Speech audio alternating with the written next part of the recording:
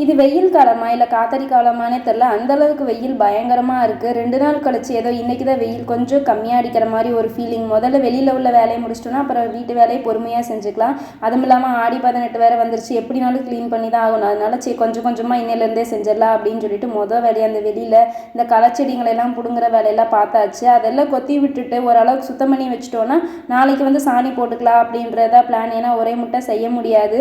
காலையில் எழுந்திரிச்சதுலேருந்து ஒட்டுமொத்தமாக வேலை செஞ்சோம்னா ஒரு நாளைக்கு செய்யும்போது நல்லாயிருக்கும், மறாவது நாள் நம்ம டெட் கண்டிஷன் ஆயிடுவோம். வெயிலில் நின்றுட்டு வந்தனாலேயே என்னவோ கொஞ்சம் நேரத்துக்கு கண் எங்கே நிற்கிறோன்ற நிதானமே இல்லை, ஏதோ ஒரு நிதானத்துலேயே வேலை செஞ்சாச்சு. சித்த நேரம் ரெஸ்ட் எடுக்கலான்னு பார்த்தா அதுக்கு தகுந்த மாதிரி மதியானத்துலேயே தண்ணியும் வந்துருச்சு.